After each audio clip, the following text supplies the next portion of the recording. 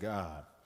It was funny. I heard the preacher, who's bringing me an extension cord, I heard the preacher say Sunday in church, who believes in miracles? And man, folks wouldn't raise their hand in church. The first service, y'all did. But the second service, there was a lot of non-believers, non-believing believers. Man, I want to thank you profusely. Thank you. Non-believing believers who, some reason I'm not getting juiced though. Oh yeah, I am now. Non-believing believers. We can be non-believing believers. Yeah, I believe God, but I don't believe in miracles. Yes, sir.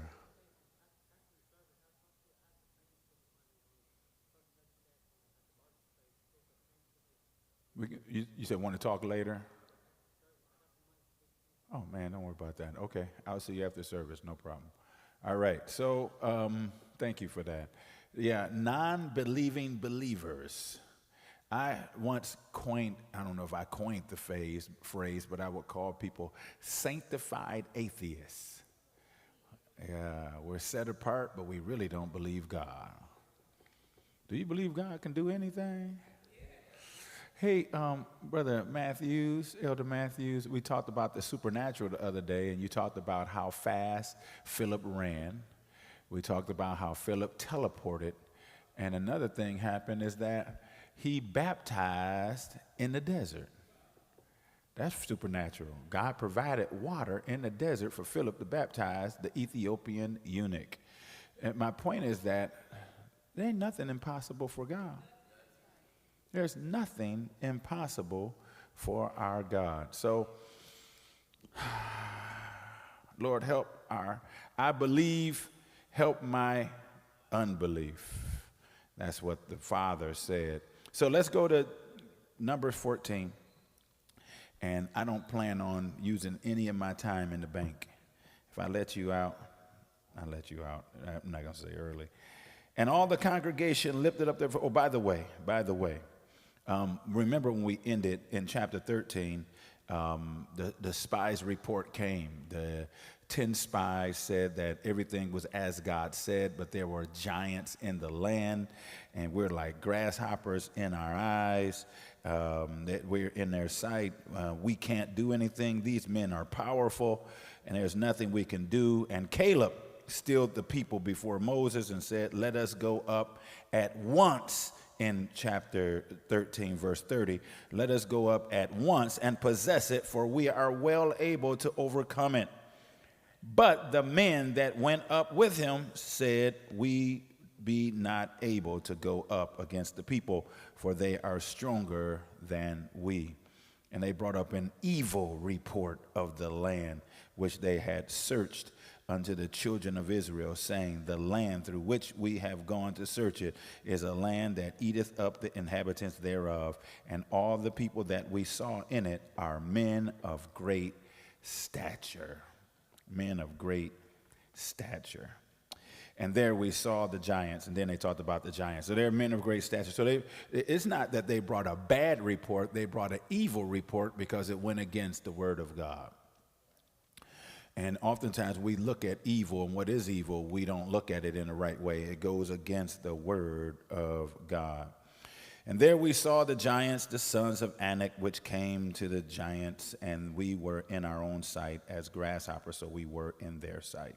Now let's go to chapter 14, verse 1. And as a result of this evil report, all the congregation lifted up their voice and cried. And the people wept that night. They cried all night. And all the children of Israel murmured against Moses and against Aaron, and the whole congregation said unto them, Would God that we had died in the land of Egypt, or would God we had died in this wilderness? And wherefore hath the Lord brought us into this land to fall by the sword, that our wives and our children should be a prey? Were it not better for us to return into Egypt? And they said one to another, Let us make a captain, and let us return to Egypt. It's some organized rebellion. You know,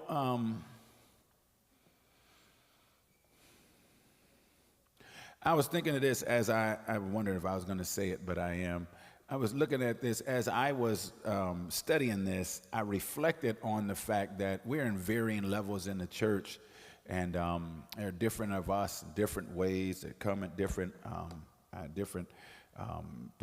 leadership capabilities or how long you've been here. And one thing that gets me is when somebody comes to me that's new and say, well, you saying this, but I'm hearing people in the church say this. And I say, oh, that's probably somebody new. No, that's one of the people that's, one of them people that have been around. Yeah, been around, but they're saying this. But you say God is saying this. Which one is true? The congregation responded to the spies' fearful report, evil report with crying all night, rebellion, and a desire to return to Egypt again. They accused Moses and Aaron of bringing them to die in the wilderness and proposed choosing a new leader. They want to replace Moses and put a new leader, not to take them to the promised land, to take them back to slavery. Have you ever noticed that when you talk about slave mentality, people get angry? Have you noticed that? Have you noticed when they say, that's slave mentality, we should be free, we should do this, and people get mad? That's how we are. That's how we are. Because they've been made bad by the propaganda of the world. The world, the report, the evil report of the world, that's what the 10 spies are and represent, has gotten to their brains. Harriet Tubman said, I freed hundreds of slaves and would have freed hundreds more but they were willing to be free.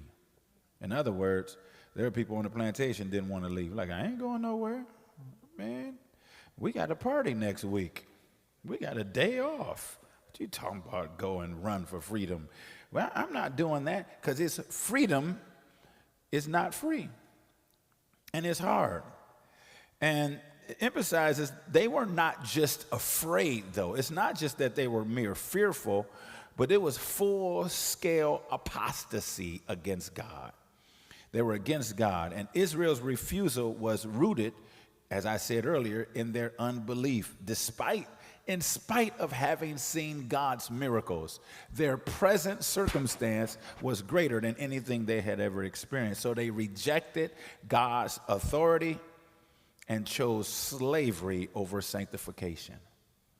I'd rather be a slave than over sanctification. And this is I saw this in the Dake's Bible. This is the 10th time that is recorded that the ex-slaves have murmured. From Exodus 14:11 to 12 to now, there's been a pattern of murmuring and wanting to go back and defiance. This is not the first time. It's not the second time. It's the 10th time. The people continue to act like victims because of what they heard. It would be bad if we just read this and saw what they did, but a YouTube video can flip people and say, I can't do that. Did you hear what they said? Jesus didn't come back yesterday, y'all. He didn't come back. Somebody got their calendar off. Yeah, they counted them 70 weeks and the Shemitah off. Now, it was yesterday or today, right? Rosh Hashanah, the Feast of Trumpets, yesterday or today. So he might still come back, but I just figured the internet is not going to announce the return of Christ, because no man's going to know the time nor the day. And I don't know when Jesus coming back, but I knew it wasn't going to be on Tuesday of this week. Just knew. I don't know when, but it ain't going to be Tuesday. Even though most people I saw, it wasn't like they were on their knees repenting or pushing down the doors of the church. But the bottom line is today, imagine this. I was talking to a computer person who is a leader in the industry, been working in IT for the last 20 to 25 years. And this person has a master's degree level in IT and worked with all kinds of companies and all kinds of things. And I asked that person about AI, right? What do you think about AI? Well, the first thing they told me is, I don't know, but I'm pretty sure that half the jobs that are available now will be gone by 2030. Now, when they said 2030, that sounded far. And then it hit me, that's 5 years from now. By 2030, most of us will be redundant. We won't be needed. They even now have AI pastors preaching, right? They got computers with a face preaching and the folks going to the church and listening. But I told that person, my biggest fear of AI, I've been reading John Lennox. You all know I love John Lennox. I've been reading, I think some of you guys, some of his books. I've been reading John Lennox. He has some books on AI. And we won't talk about transhumanism, but he talks about how AI is seeking to replace God. And how will AI replace God? Because if you believe that whatever the computer says is true and right over what God says, then it becomes your God. Especially if I can put human characteristics on a humanoid and you think it's a human and it knows everything. You ask it something and it looks at you and it tells you everything. And it tells you about yourself because you know that the computer has been mining information about you and I. I got on Instagram this morning, I was looking at LED walls for the church on the other side. I didn't look it up. I think I was talking to Keely about it. And now I got all these ads for LED walls and signs for churches, and we can do it, and we can this. Because when you're online, you are the merchandise. They're getting information. It's not just social media. It's email. You got a Gmail account, which means Google. Everything you're talking about, they're learning about you. So one day, something will be able to talk to you about you. And we could possibly believe, if we're not rooted in God, that it's a prophet. That is God. Oh, I know this about you. You're lonely. You write an email and say, man, I'm tired. I'm always tired on Fridays. It remembers that. And say, well, it's Friday. I know you're tired. And you don't remember that you sent that in the email 3 years ago and told somebody. But the computer remembers that about you. And so, watch this. So if you say something that someone doesn't agree with, what do? They Google it. I'm going to Google that to see if what you are saying is true. Now, I don't blame you for trusting or not trusting me. However, how do you know, how can you be certain that what you Googled is true? But 99% of us, if the first thing that comes up on Google now is not just Google showing you a website, it's AI-driven, Gemini or something else is going to tell you, and you're going to say, there's the facts. The computer said it. So if the computer says you can't do it, then I can't do it, no matter what God said. If the computer says, people are suing ChatGPT because the boy had a relationship with his ChatGPT and it had a conversation, and the ChatGPT not only told him how to kill himself, when to kill himself, don't tell your parents, and how good it would be, noble it would be for you to kill yourself, and the boy killed himself because the computer became his God. And he had countless conversations with the computer. This lesson here is so dangerous because they were in rebellion against God, not by what they saw, not by what they experienced, but by what they heard from someone else. That's deep. And so, Lord, help me to close my ear gate, my eye gate. Help me to not just go by what I see, feel, or hear, because these people are miserable. They're up. How many of us have been up all night because, oh my God, the racists are coming to get us because Charlie Kirk died, and now that white folks coming to get all black people. Maybe not you, but talk to your nieces and nephews. Anything happen, they coming for us because they said, I saw this, I saw a post, I saw this. So the enemy knows he can sway us, and he used the 10 experts. 10 experts. And Caleb and Joshua were fools because they said, we can do this. Yes, there's giants. I concede there's giants, but we can do this. No, we're not hearing you. They screamed to no end. What things in our lives are we gauging as experts? And I'm not saying it's wrong to use a computer. I am not saying that. But what I am saying is reliance on this. I got a computer, an apple, a bitten apple, which actually represents the apple in the garden, forbidden knowledge. That's what apple represents. They had a bitten apple to represent the forbidden knowledge that the world didn't get. I need to put I had a sticker on my old one. It's a new computer. Let me hide that. So I got a computer. I got an Android phone. I cover it with the Android. All right. I'm not saying we don't use computers, but I'm saying I submit to you, my brothers and sisters, that the computer is a tool for the mass propagandist called the Prince of the Air. He's always used the radio. He's used the television. He's used the movies. I was talking to I had lunch with a businessman today, and his daughter is young, and she's in her mid-20s, and all of her friends are getting married. And he's like, yeah, but you know, they're all getting married, and she's in the wedding. Now she got to go to the bachelorette party in another city, Las Vegas, Atlanta, here, every wedding got to go somewhere. She's broke, trying to be in the wedding. And I said, where'd they get that from? The movies. The girl trip, hey, yay. Yes, let's walk in house robes and slippers and get our facials done. They got it straight from the movies. We're conditioned. I hope you all hear what I'm saying. Psychologists talk about how you can condition people.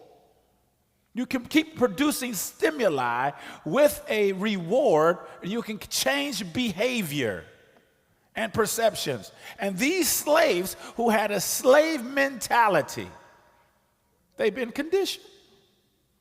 No matter how free, they didn't want the responsibility of being free. I don't like who God put in lead of us. We need let's elect a new leader. They talking about in the church now. Who gonna run for the election? We need election to lead us where we want to go. That's denominational stuff. I don't bother with that mess no more. Who we electing? Who gonna take us where we want to go to do what we want to do? Are you all with me? Even believers who witness miracles can fall into unbelief. A rebellious heart always prefers the familiar, Egypt, over faith, Canaan. Let me say that again. It's in my notes. A rebellious heart always prefers the familiar. Have you ever heard somebody say, rather the devil I know than the devil I don't know? Have you heard anybody say that? So I'll stick with this. Why do people stay in abusive relationships? That person is beating you upside your head and you stand right there. Why? Fear. Rather the devil I know than the devil I don't know. I'll just go back there. At least I know we got macaroni in the cabinet. At least I know if I try to make him happy, he gonna be all right, or she gonna be all right. A rebellious heart always prefers the familiar over faith. This is why we shouldn't talk about that's how I was raised. Because it doesn't matter how I was raised, it matters what God has said. That's how I was raised. That's how my mama was. So what that got to do with anything if you're a new creation? And so I'm holding on to how I was. That's how I was raised. That's how I was raised. That's how we do. Nope. They were worried about the menu. They were worried about how things looked. They were worried about things are too hard. It's easy to just go to somebody else's store and buy from them than to have to create your own store and, ship things in and set stock and make sure prices are right and attract customers and have customer service and provide for your own. It's easier to go to somebody else's store and buy from them. Am I right? It's easier to just go to the grocery store and get something to eat than to raise our own cows and our own, and milk our own cows and provide for our own self. And then we say, they won't let us. It's easier to complain about what they won't let us do than to do it. What happened to Mount Bayou? What happened to the great things that we once had? And they said, well, they burned Black Wall Street. Well, build it back up. They took all the Jew stuff, took everything they had, made them broke in World War II. They said, let us make a captain and return to Egypt. Is it called a but it gets worse. Let's go to verse 5 and 10. Are you all with me? This is the text. I'm trying to teach the text. I believe I'm expositorily teaching this text. All right? That's what I'm trying to do. And give you biblical application in this text for us. And I think for us as a people, that's why I don't complain about no people. I don't complain about what white people won't let me do or what the government, the Republicans are going to do or what Donald Trump ain't going to let me do. What? I got a whole lot. First of all, do you know how powerful you are? We have what we call intuition. There's a sense inside of us that can sense and discern things that doesn't speak in a language, doesn't speak in English or Spanish or Bulgarian, but it speaks to us. If we listen, that's our spirit that tells us that person is not right. This situation is not right. Go here, don't go there. Do this, don't do that. Some people say, something told me. Something told me. God gives us all a conscience, right? The Bible talks about our conscience. That is so valuable. No computer can do that. Have intuition. Even though now the computer does the job interviews and tells the interviewer if you're lying or not. Because your eyes move a little funny or whatever else. And it says, no, they lying, don't hire them. The computer reads your resume and tell them to hire you or not. Now. Okay. Verse 5. Then Moses and Aaron fell on their faces before all the assembly of the congregation of the children of Israel. And Joshua the son of Nun and Caleb the son of Jephunneh, which were of them that searched the land, rent their clothes. They tore their clothes. And they spake unto all the company of the children of Israel, saying, the land which we passed through to search it, it is an exceedingly good land. If the Lord delights in us, then he will bring us into this land and give it us, a land which floweth with milk and honey.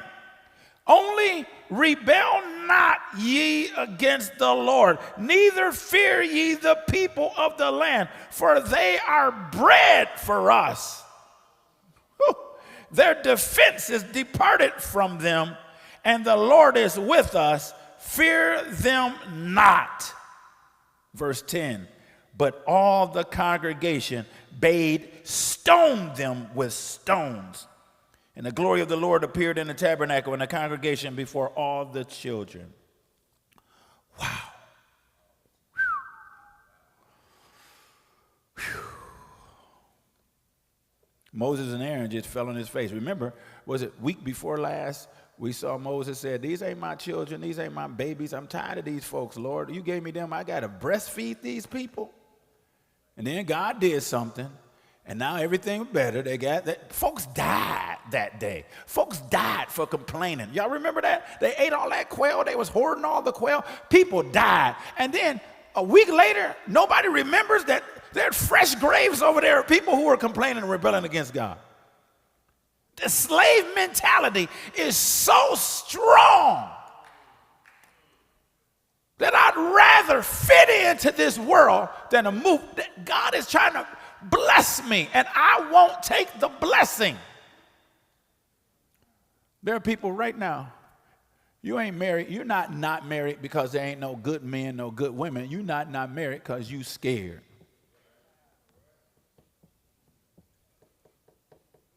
So every man gonna be a bad man. Every woman gonna be a bad woman. I know I'm telling the truth. Because it's hard to be married.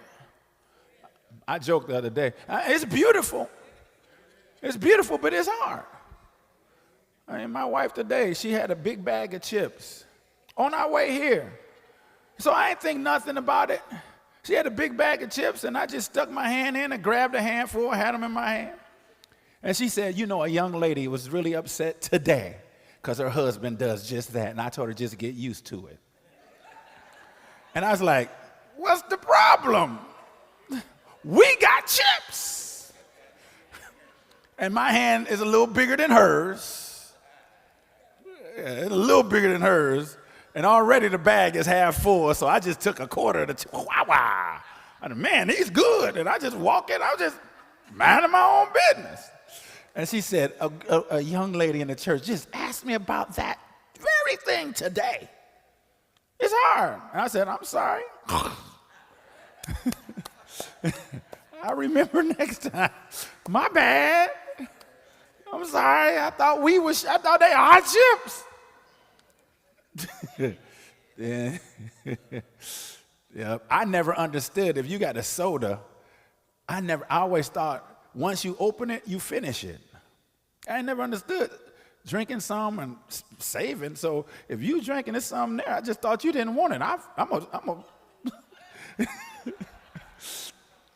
Anybody know what I'm talking about? I mean, who saves soda? You got a bottle, you know, it's half done. Like, oh, I guess you didn't want it no more. Take it to the head. Where my soda at? What soda? It was sitting there, was half full. Well, who leaves a half full soda? Right.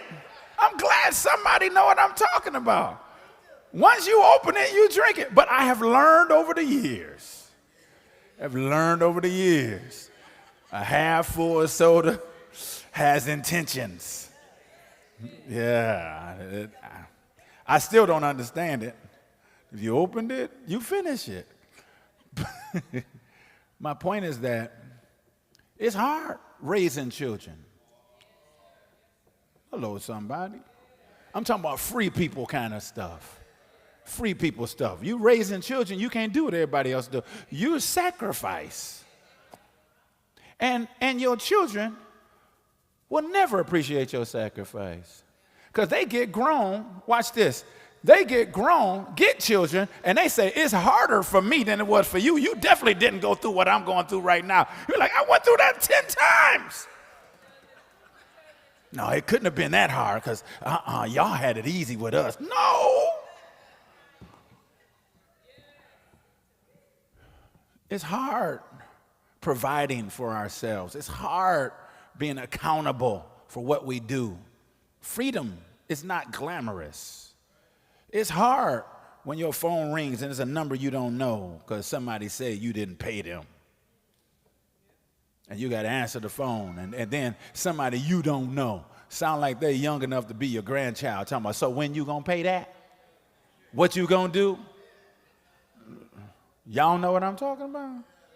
When you going to pay it? I was like, well, first of all, I misunderstood. I thought I paid it. No, you ain't paying that. Why? And then, don't get me, I don't know if you ever had this call. Why are you late? I said, why are you asking me why? And you don't want to argue with the bill collector. I did that once. Did I tell y'all that? That's when I was real macho husband daddy. First of all, the man was talking to my wife, right? And I said, give me the phone. Don't you talk to my wife like that. I run this house. You got a problem, you talk to me. And we pay you when we pay you. My car note was 2 days late. And I'm like, why are you calling me? It's 2 days late. I pay you when I pay you. Pow! Hung up the phone. I was living right off of Gratiot, right between 7 and 8 Mile. So I woke up in the morning and I said, Sharon, somebody stole our car. The car is gone. I called the police. I made a police report. I got a rental car until they found my car.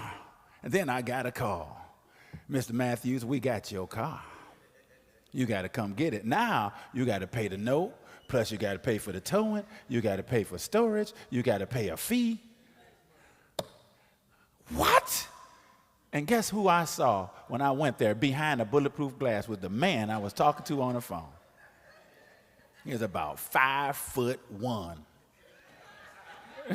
I said, man, if God would give me the strength of Samson, I'd come through this bulletproof glass. Then I learned freedom means sometimes you got to know how to talk to folks. You can't just do what you want when you want. Moses and Aaron fell on their face. They were done.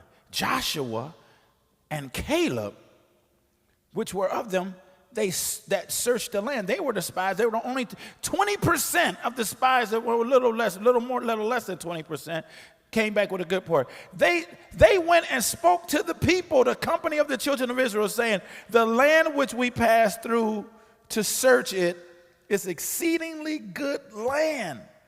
This is going to work. This is good land. And if the Lord delights in us, then he will bring us in this land. And he will give it to us. And this land is flowing with milk and honey, provision and sweet stuff. Only don't rebel. Rebel not ye against the Lord. Neither fear the people, because we can eat them alive. They are our bread. This is a speech here. What are you doing? God delights in everything he said is there. We can do this. Just don't rebel, please. They didn't say anything insulting to these people. And he said, they are our bread. Their defense is departed from them. God has removed their ability to defend themselves against us. We can take these folks. Their defense is departed against them. And then he continues to say, departed from them. And the Lord is with us. Fear them not. Where is the offense in that? Where's the offense? Anybody can point that out. What did they say offensive? Did anybody find anything offensive? Go through the text. That, to me, that's an encouraging message. But I have found, I'm just telling y'all that now, I'm sorry if I seem a little introspective today, because I'm feeling this. I have found there have been times that I try to encourage saints. I'm thinking I'm encouraging saints, and folks will, that was hard today. That was hard. That was hard. I'm like, I was encouraging you.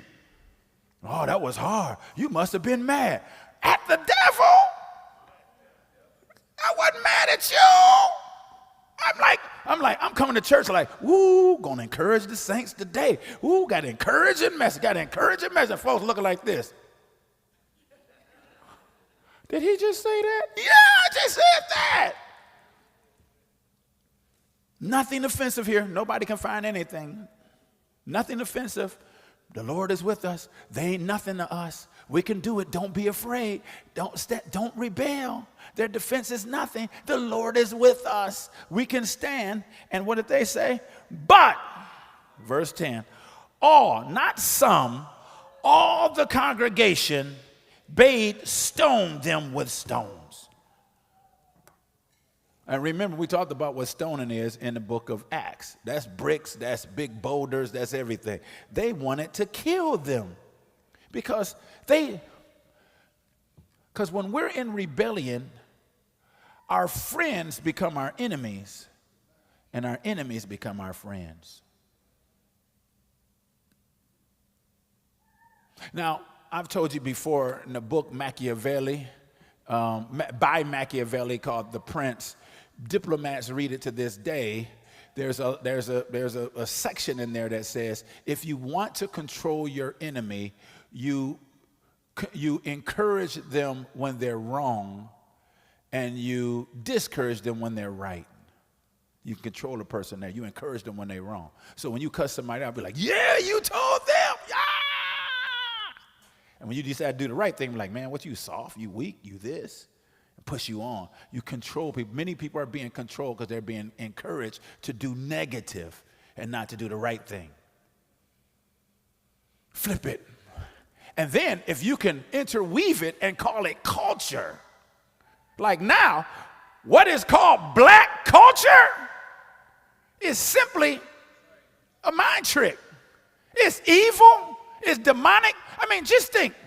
Now, I said something about Brother Charlie Kirk. I said the man was an apologist, tried to preach all that kind of. You got preachers celebrating that the man got shot and making fun of how he died? What? There's something sick about that. There are voices that are speaking in all the congregation that say, let's stone those who want to do what God had for us to do. And what happens is that there's a line drawn. If you're biblical, the congregation, and we're going to use the congregation, this congregation, which is a large group of people, as a metaphor for the world, but not just the world, the organized church world. We don't want to hear these kind of messages. So now we only want to hear the kind of messages that the 10 spies are saying. These are the kind of messages we want to hear. Hey, listen, it's not our time. Listen, we're doing too much too fast. Listen, we just got to go back. Listen, there's some giants there. We're here to protect you. We want to make sure you're safe. Stay safe. And that's what we start saying. Stay safe. Be safe. Be safe. And guess what we start saying it back there? Be safe. Be safe. Be safe. Protect yourself. Be safe out there. We're here for you. We got you. I mean, obviously, the 10 spies were looking out for them because they said, our wives and our children are going to die in this desert. Let's take them back and let them be slaves. Let them get raped. Let them get molested. Let them be used for the rest of their lives. At least they don't die here. Stay safe. Is this hard? It's the word. All the congregation bade to stone them, and the glory of the Lord appeared in the tabernacle. In other words, God shone his glory, and his glory protected Joshua and Caleb. So here's what I got to say to you. If we are to be successful, it's easy for us to say, I'd rather be Joshua and Caleb, right? It's easy for us to say it. But if we choose to follow the line of Joshua and Caleb, we need to know that we will go countercultural. If we are to be people of the book, if we are to be kingdom people, we will swim upstream. We will be countercultural, but we need to know that the glory of God will protect us. Do you believe that? Oh. Nobody got rocks in their hand, do they? Joshua and Caleb's appeal is one of faith and urgency. The crowd's desire to stone them reveals how easy people will kill the truth tellers when in rebellion. They don't like the truth tellers.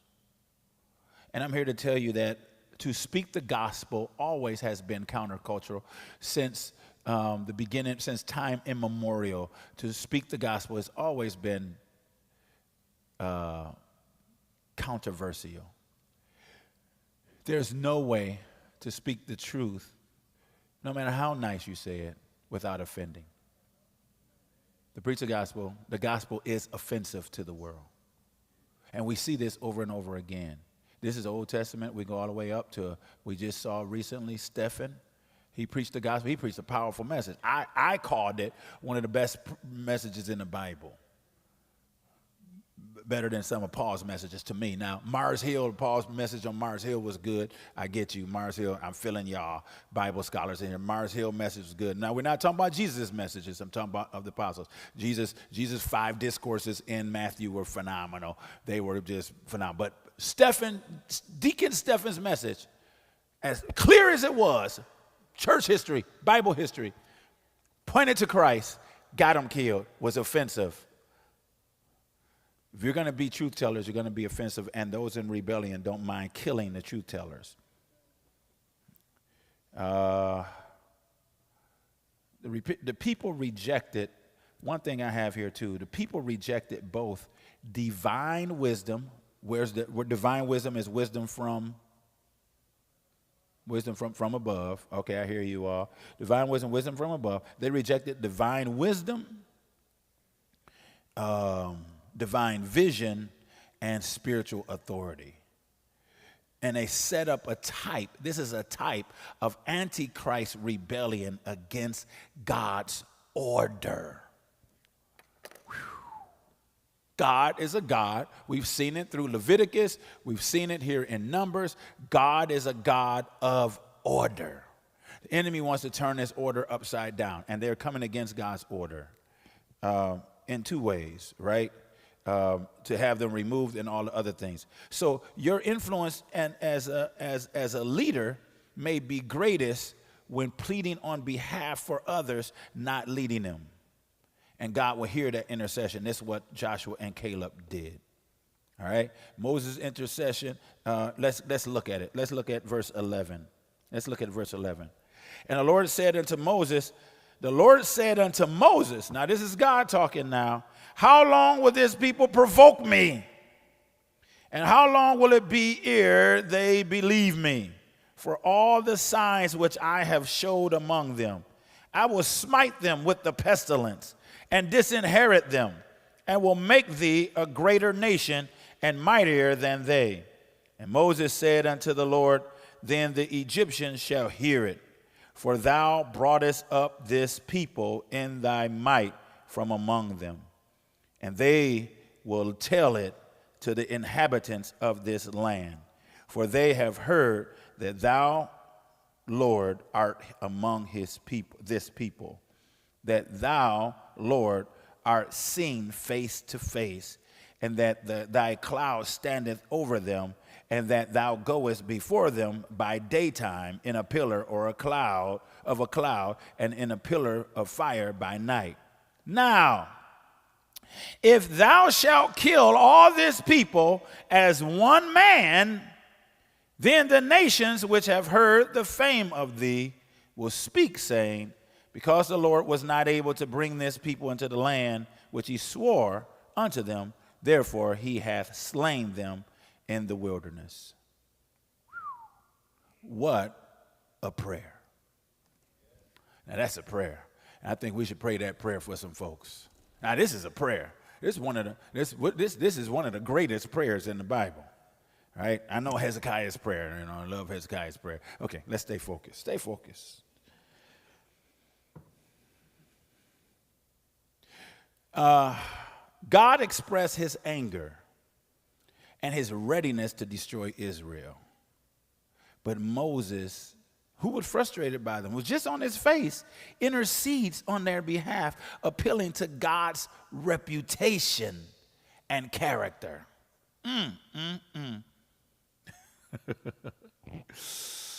He appealed to God, his reputation, his character, and finally, so God, ultimately, if we go down, we're going to go down to verse 25.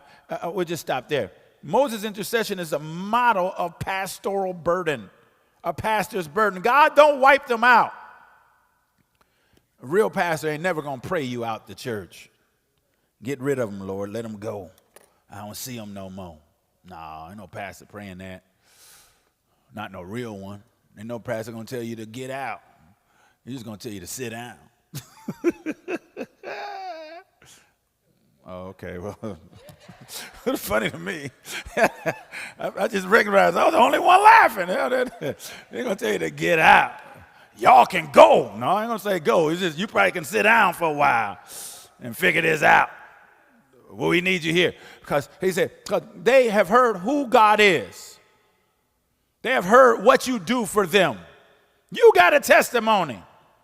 You go out, then it's a wrap. They said, look what God did. They said, Moses said to the Lord, I know you want to get rid of them, but the Egyptians going to hear about it. I know you want to get rid of them, but your mother-in-law going to hear about it. Now your mother-in-law, who said you was no good in the first place, going to know. See, I told you it wasn't saved.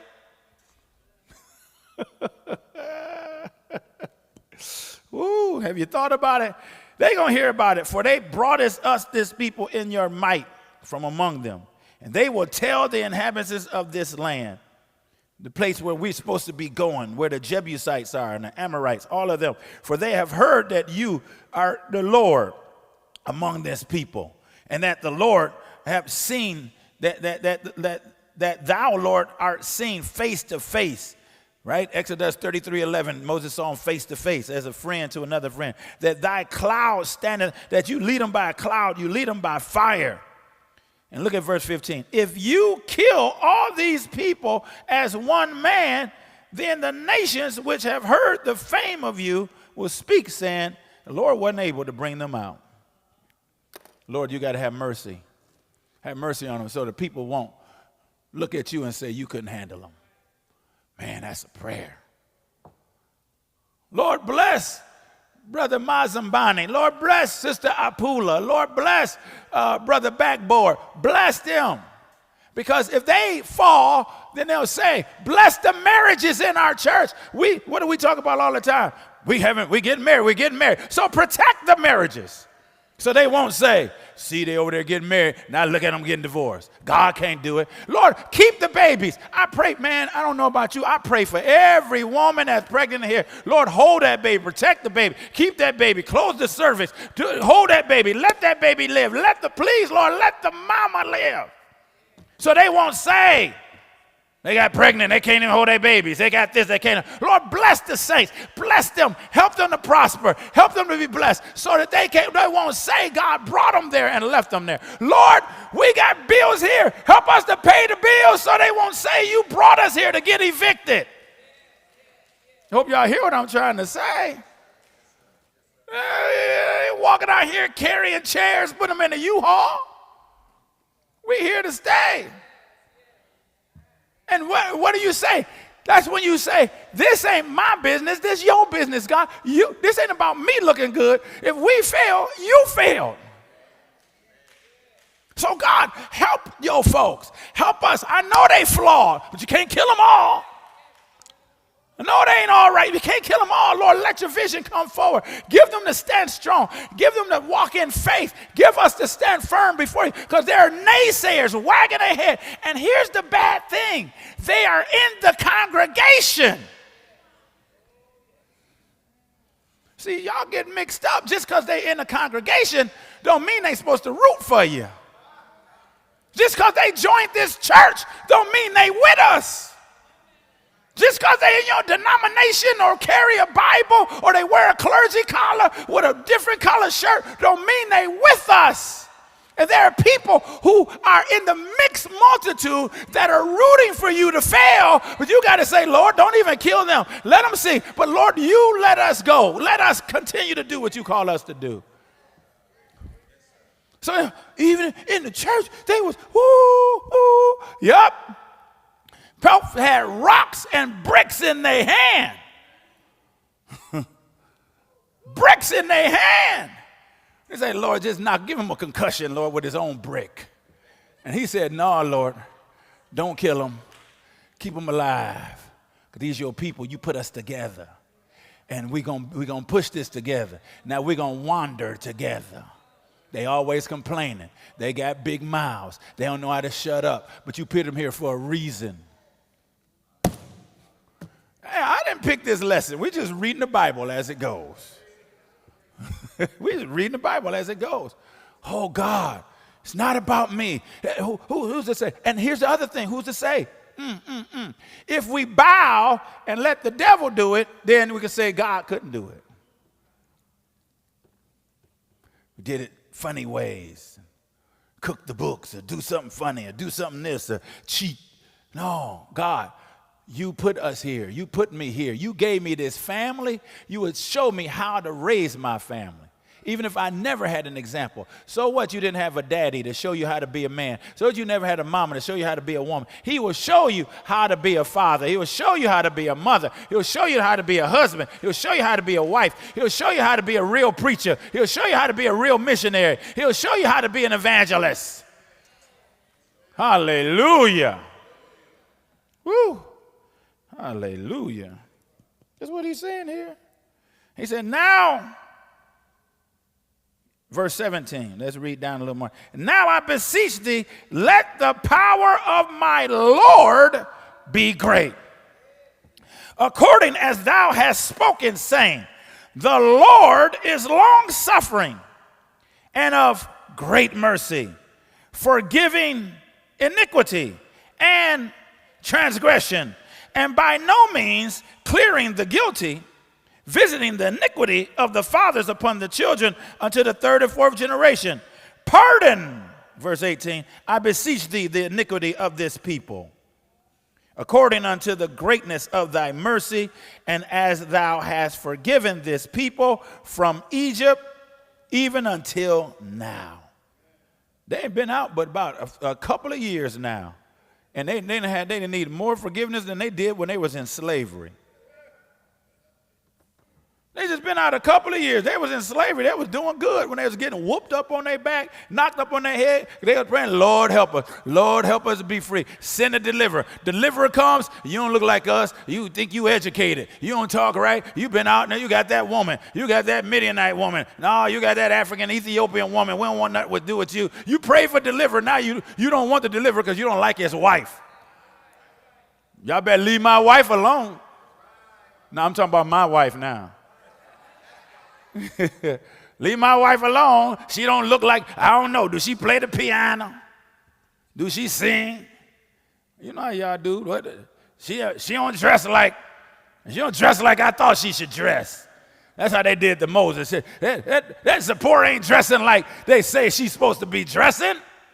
She don't act like she's supposed to be acting. She's supposed to treat us like nothing and wave and move on and breed royalty. And we'll buy her diamonds. Hallelujah. You buy her diamonds. Let me focus. Pardon them, Lord, for the iniquity according to the greatness of thy mercy as thou hast forgiven them. And the Lord,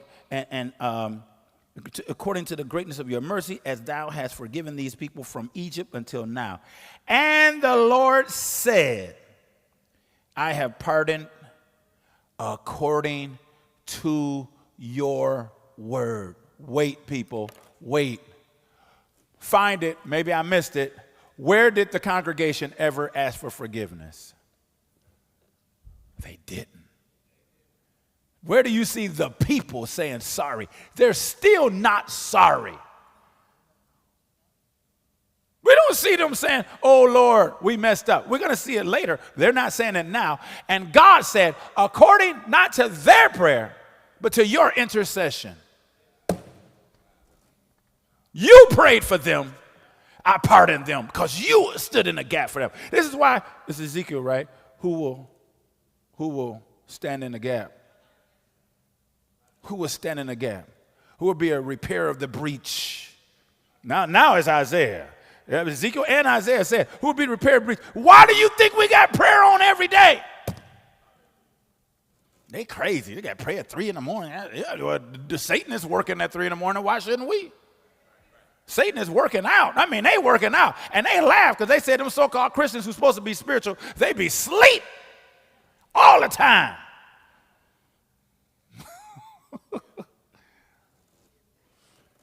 He stood in the gap. This is here. Let's think of some other times where somebody stood in the gap. Abraham protected Lot, his knucklehead nephew. Lot was a knucklehead. Come on now. He took the best. His spirit was on his men. They fighting his men. And then when he in trouble, who prayed for him? Abraham. Where's some other place people stood in the gap and prayed? Deborah. Yeah. Deborah prayed for the land. And then that rose up Jael, Heber's wife, to put the 10 spike, pow, in Sisera's head.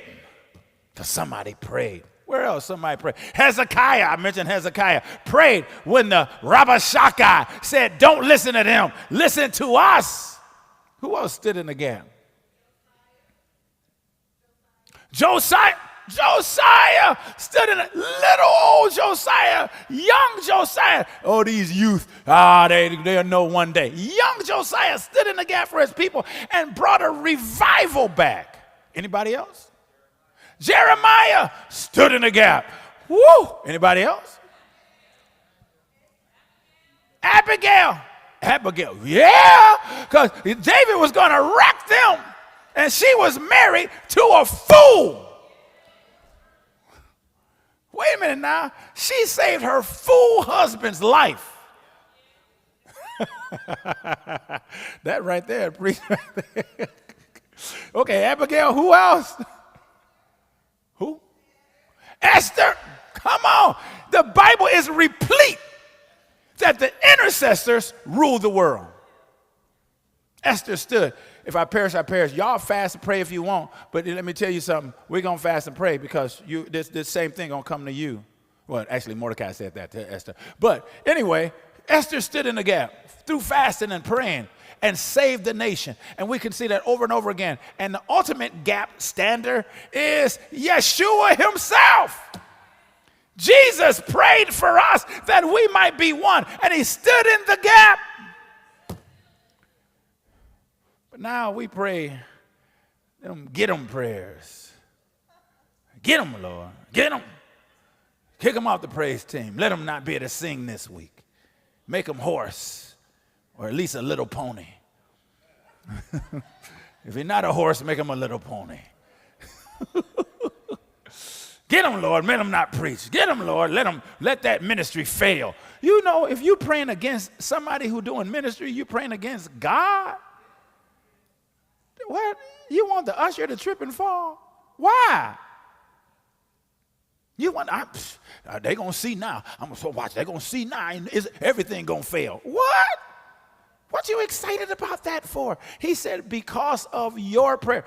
Am I reading this wrong? Am I reading this wrong in my excitement? If I'm reading it wrong, correct me. Verse 20, the Lord said, I have pardoned according to your word. But as truly as I live, all the earth shall be filled with the glory of the Lord. He like, yep, you right. My glory got to fill the earth. Yep, you right. If you want to, you got to move. Okay, you good. You right. My glory gonna fill the earth. I don't care. I don't care what's going on in the congregation. I'm gonna shine my glory. Now that don't mean everybody gonna get off scot-free. Some things gonna happen, but my glory will not be diminished by you. Thank you for that. My glory shall shine.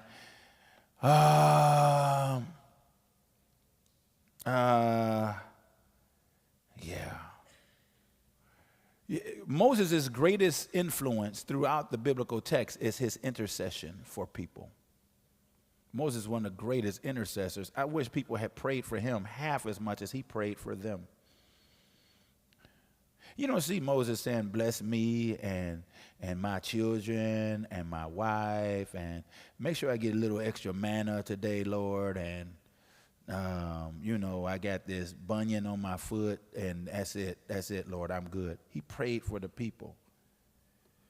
God said, my glory, all the earth shall be filled with the glory of the Lord, because all those men which have seen my glory and my miracles, which I did in Egypt and in the wilderness, and have tempted me now these 10 times.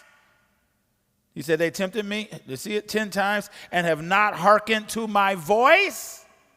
Surely here's the punishment now. I ain't killing them all, but I'm not taking them in the land. They shall not see the land which I swear unto their fathers, neither shall any of them that provoke me see it. But my servant Caleb, because he had another spirit with him and had followed me fully, him will I bring into the land whereinto he went, and his seed shall possess it. Don't worry, it's all right. Now the Amalekites and the Canaanites dwell in the valley. Tomorrow turn you and get you into the wilderness by the way of the sea. And the Lord spake unto Moses and unto Aaron, saying, how long shall I bear with this evil congregation which murmur against me? I have heard the murmurings of the children of Israel, which they murmur against me. Say unto them, as truly as I live, says the Lord, as ye have spoken in mine ears, so will I do to you. Your carcasses shall fall in this wilderness, and all that were numbered of you, according to your whole number, from 20 years old and upward, which have murmured against me, doubtless you shall not come into the land, concerning which I swear to you, to make you dwell therein, save Caleb, the son of Jephunneh, and Joshua, the son of Nun. But your little ones, which you said should be a prey, them will I bring in, and they shall know the land which you have despised. But as for you, your carcasses, they shall fall in this wilderness, and your children shall wander in the wilderness 40 years and bear your whoredoms. Okay, whoredoms. Until your carcasses be wasted in the wilderness. After the number of the days in which you searched the land, even 40 days, each day you searched it, for a year shall you bear your iniquities, even 40 years, and you shall know my breach of promise. I, the Lord, have said, I will surely do it unto all this evil congregation that are gathered together against me. In this wilderness they shall be consumed, and there they shall die. So God said, I'm not going to kill them, but you're not going into promise. I think it's important to know that it's not just that they complained. He said, you tempted me this 10 times. Some people just don't need to be there because you're going to mess things up when you get there. Because you can change your scenery, but you can't change your spirit.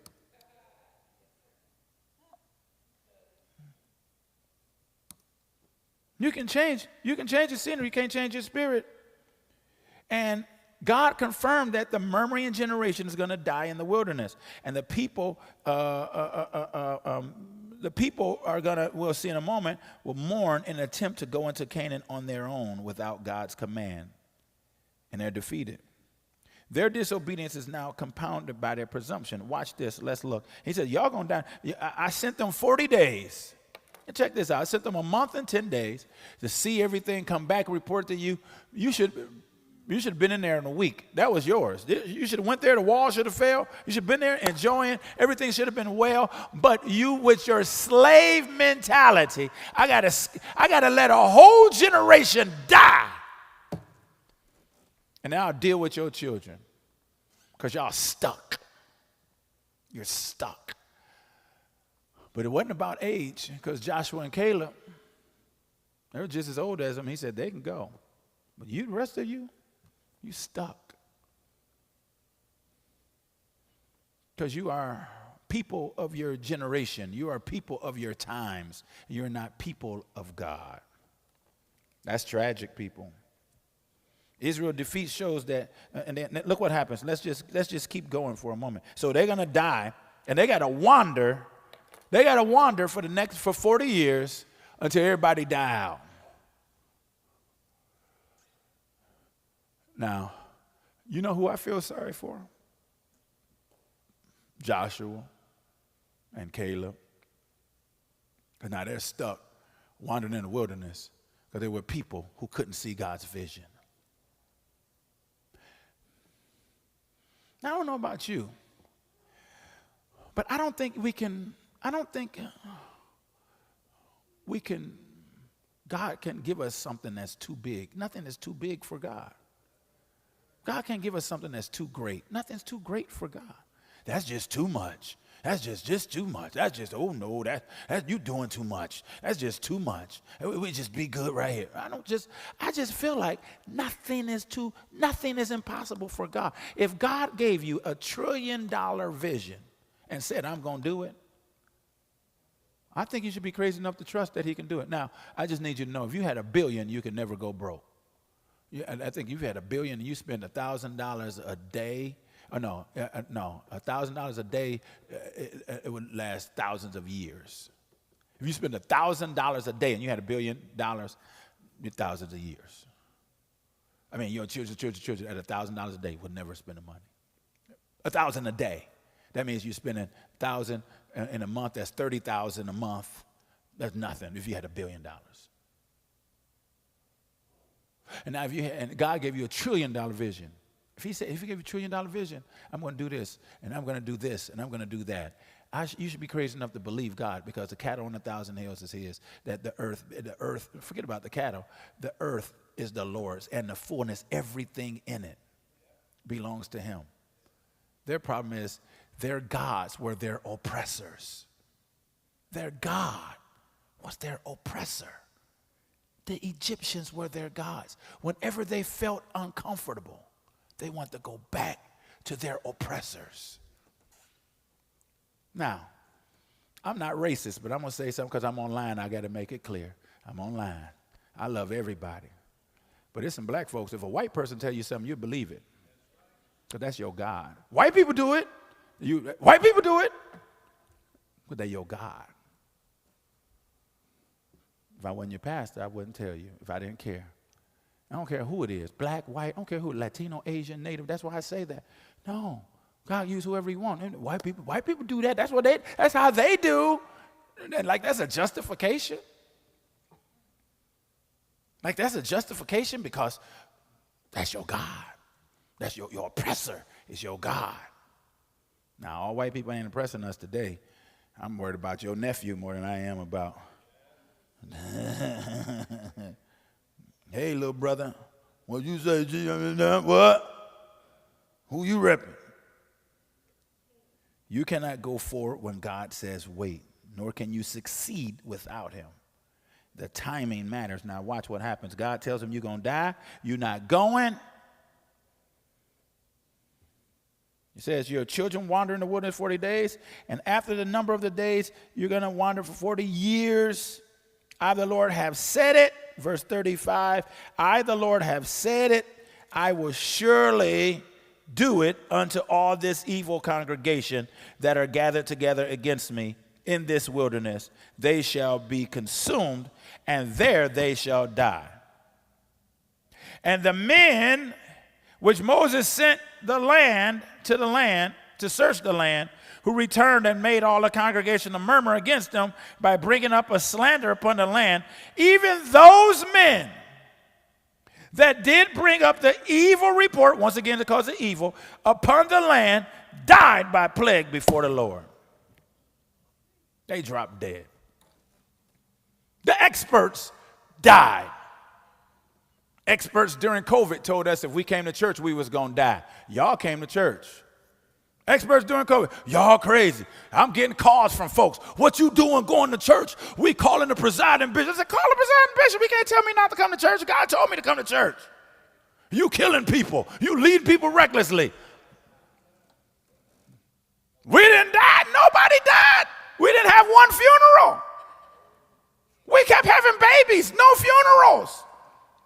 And then when they told us to take the medicine, somebody told me I could get rich. They told me, they said, listen, you can at least get $200,000, Matthews, yourself. Line them up and give them a shot. I said, I ain't doing it. As a matter of fact, we wrote letters to say if you didn't want the shot, you can't get it. Everybody we wrote a letter from, their job let them off, their school let them off, they did whatever. We got you exempted.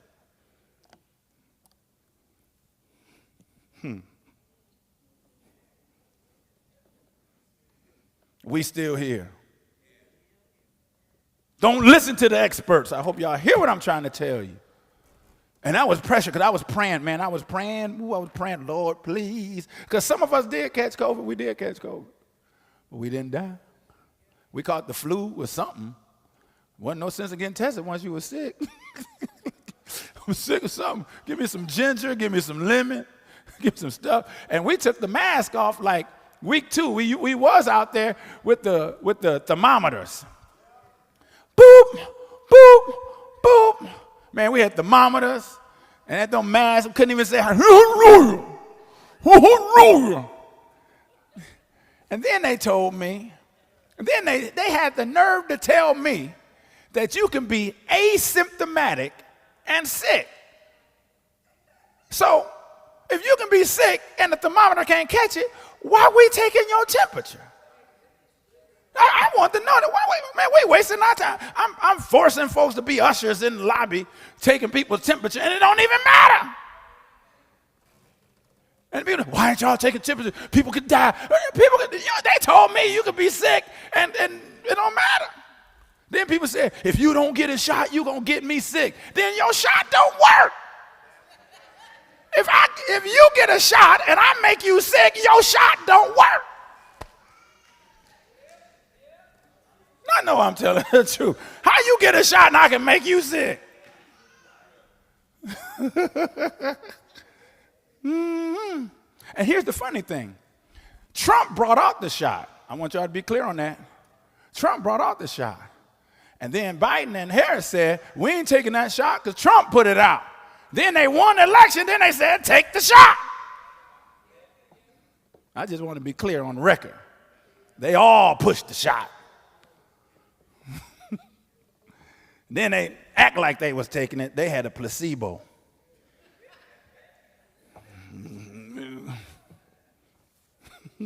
They had placebo. That was sugar water. I'm talking about experts. The experts will mess you up, isolate you, put you in a place. And them experts died that day by the plague. They the ones said, we don't want to go because we gon' die. And they died on the other side, never being able to go in the promise. But Joshua, are y'all with me? I feel like we're in Bible study right now. I ain't stopping until we get to that big number 15. But Joshua, the son of Nun, and Caleb, the son of Jephunneh, which were of the men that went to search the land, lived still. Look at the juxtaposition. 12 go. 10 give an evil report. 2 give a good report. 10 die. 2 live. I want to be on the side of giving God's report. Following the expert, that man told me I can make $200,000 personally. And he said, just have you a meeting. He said, I did it in my convocation. Just have you a meeting and tell everybody to get a shot. Have it in the room. And as they get shot, you going to get paid. And they going to get this. And you will make 200 grand. And I said, man, you out your mind. Make money getting folks with an unproven shot. I got folks with diabetes. How I fit with diabetes? You going to do a medical exam before you give it? No, we just going to give it to everybody. And you're going to get paid.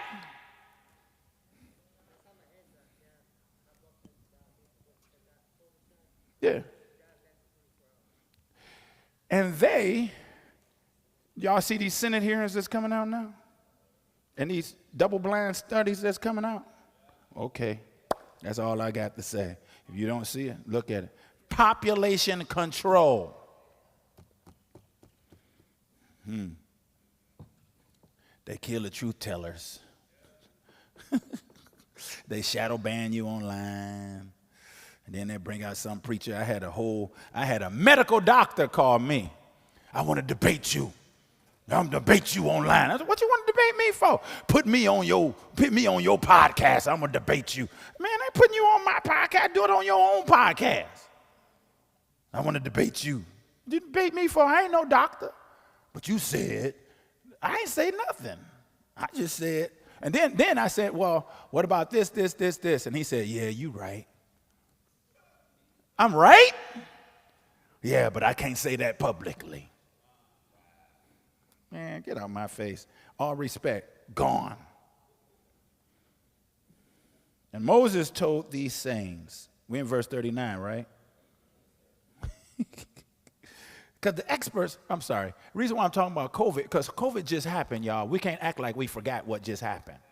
Because if you don't learn from that, something else is coming. All right? Something else is coming. And they told you if you lock up in your house and say 6 feet apart, everything going to be okay. And then now they're telling us in their books that the 6 feet apart was not scientific. Somebody just made it up on a day and just said 6 feet apart is a safe distance. And all of the epidemiologists, all the people said that made no sense. And they had us 6 feet, 6 feet, 6 feet. I'm not blaming them. We had our chairs in the church 6 feet apart. It wasn't like this.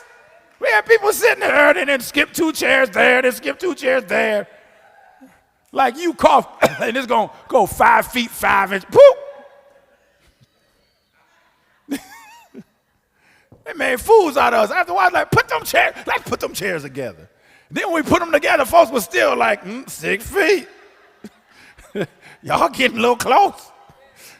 They made fools out of us. And they put it in their books. They put it in their books. They knew it would mess our children's minds up to lock them up in their houses. Mother is a medical specialist, whole nurse practitioner. Yes, mama.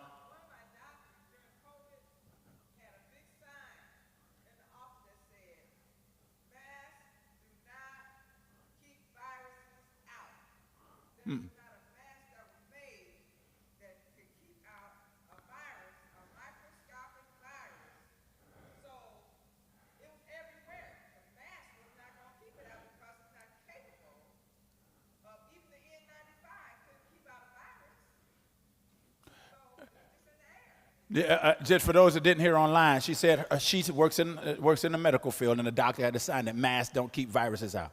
Okay, I'm not as smart as her. If you flatulate and I can smell it with a mask on, that means the smell got through the mask. If smell can get through the mask, something else can get through the mask.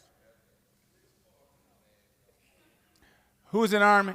Did y'all do gas masks? Okay, right. So the gas smells like rotten eggs.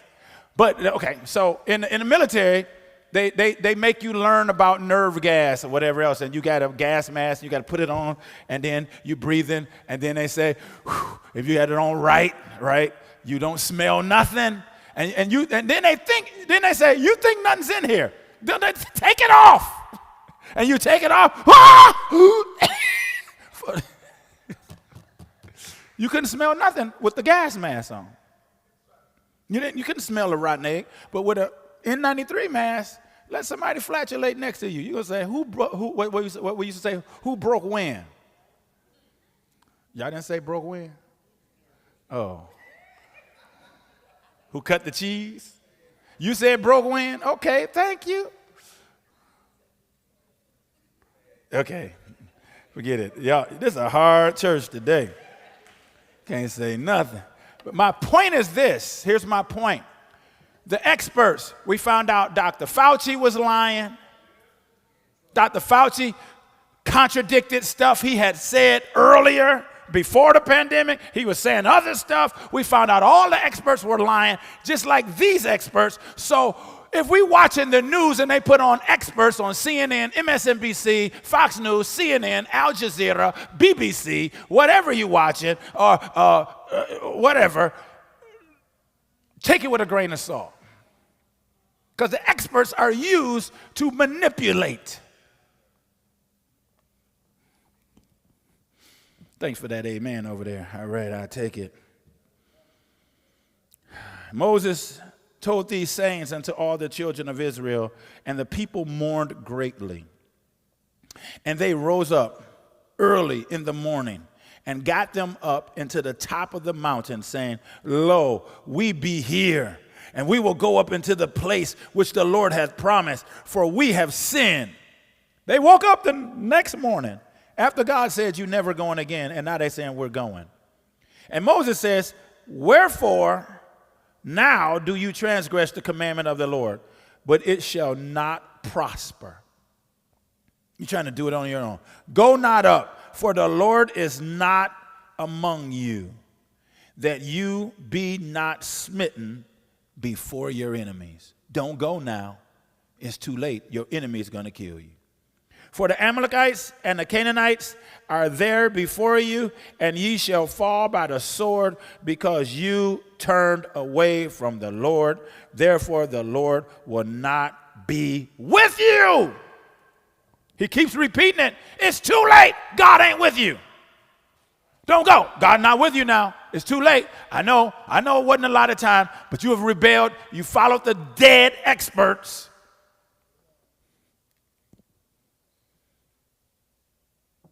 Go not up, for the Lord is not among you, that ye be not smoten from before your enemies. But, verse 44, but they presumed to go up unto the hilltop. Nevertheless, the ark of the covenant of the Lord and Moses departed not out of the camp. They went to the hilltop, but the glory was still down. They went to the top of the hill, looked like a good place, but the glory was still there. God was not there, and their leader was not there. Then the Amalekites came down, and the Canaanites, which dwelt in that hill, and smote them and discomfited them, even until Hormah. The enemies that Joshua, oh, by the way, Joshua and Caleb wasn't part of that. Now you want to fight. It's too late. Lord, help us not to wait too late. This is a tragic story. There are people who then presume, no, we're going to do this now. I see it now. I get it now. It's too late. Lord, give us grace that we don't let it be too late. Give us to overcome and do what you've called for us to do. And give us to move. When you say move, stop. When you say stop, and not listen to the experts. Too late. Hallelujah. That's the end of our lesson today. Right at chapter 15. I don't know how in my mind I got notes for 15, but we ain't getting near 15. Y'all made me dig deeper here. Lord, help us not to wait. Help us not to listen to the experts. Help us to believe by faith what God can do. Mother.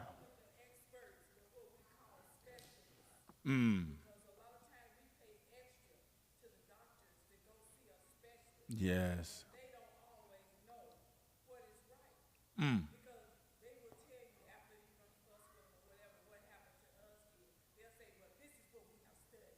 Yes. She said the specialists, even with the doctor, ain't always right. As a matter of fact, there are some specialists that got agendas. They got agendas. Just because somebody got a medical degree don't mean they mean right for you. I'm just telling you. I ain't telling you not to go to the doctor. But everybody don't mean right for you because now they have commodified these things. They just need to keep you alive to make you a prophet.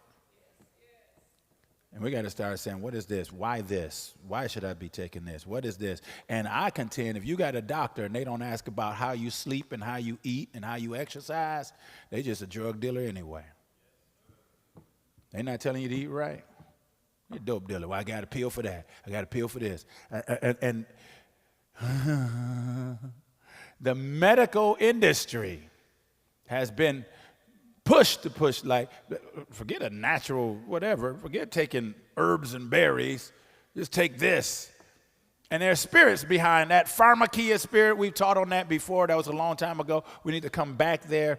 I'm going to do a teaching on AI in the upcoming days. I got a lot to teach on. But that pharmakia spirit has a spirit in it.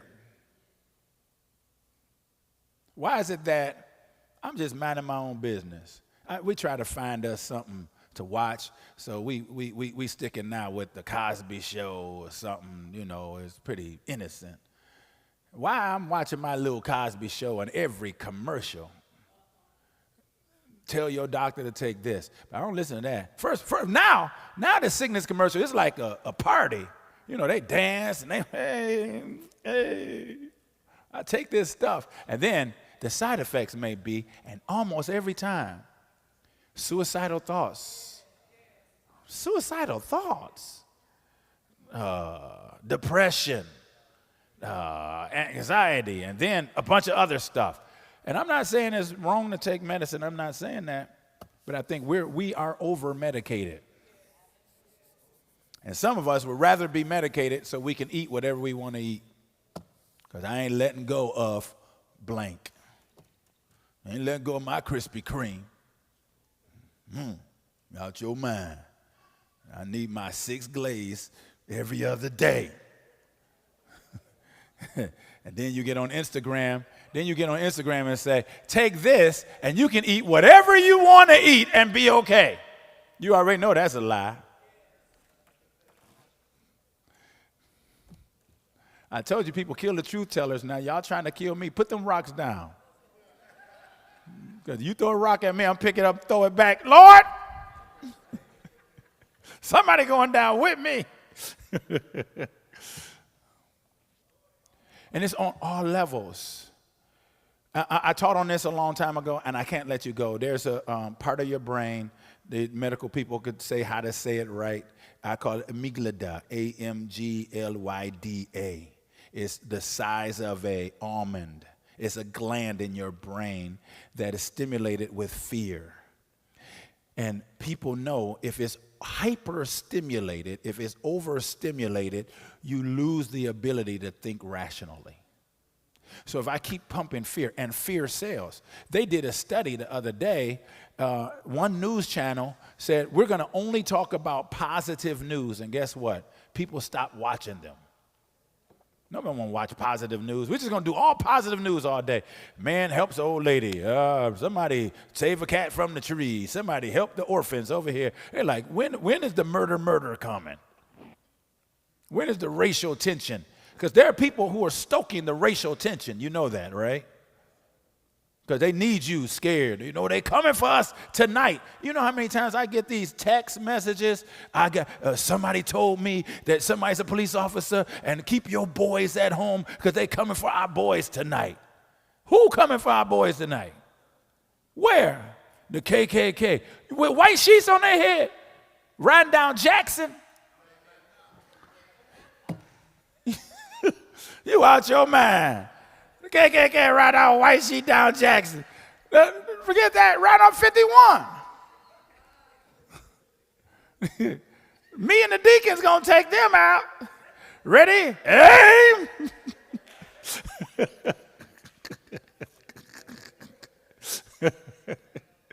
They're not that. And they got you scared. Behind every tree is a this, behind this is that. So you're so scared, we can't think soundly no more. We can't rest, so we're not rested. Now they got all these horror movies that are out because the demonic season is in. What is the solstice that's coming up, Keely? What?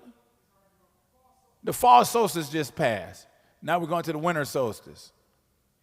But the bottom line is they got that demonic, Halloween is a blood sacrifice demonic holiday, right?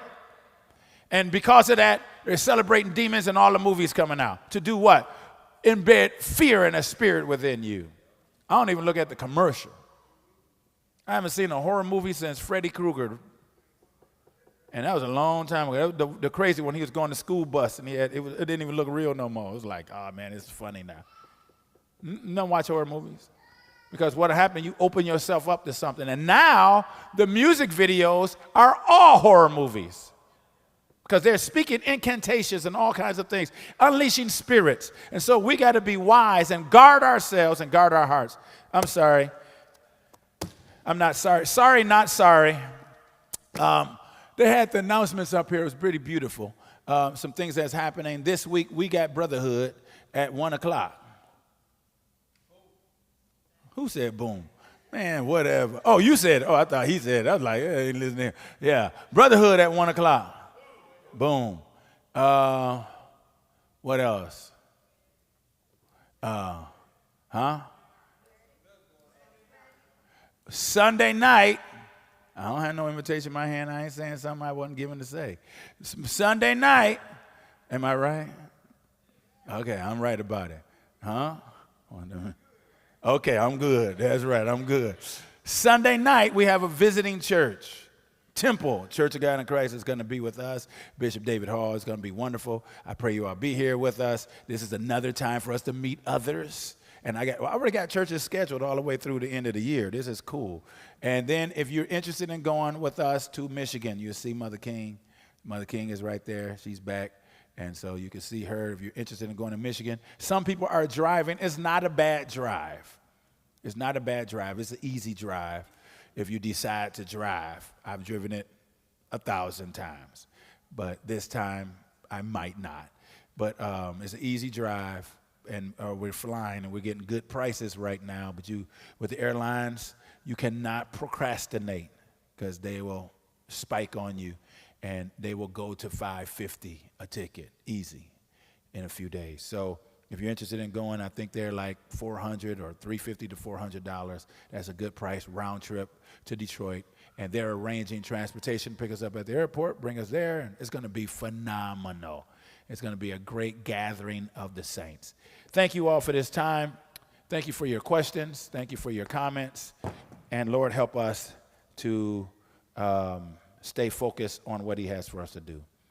If you have an offering, pray you have that offering, you give it. If you have tithe, you can give your tithe. You can do all that. If you don't know where to give, you can scan those QR codes. Those QR codes, it's not even just a QR code on a seat in front of you. You can tap your phone on that, and it'll take you to the site where you can give, you can join a church, you can link to the website, you can link to the app. It's a lot of cool things. And they literally, watch this. These are not to be snatched off, because they literally are programmed. Each one of those have been programmed individually.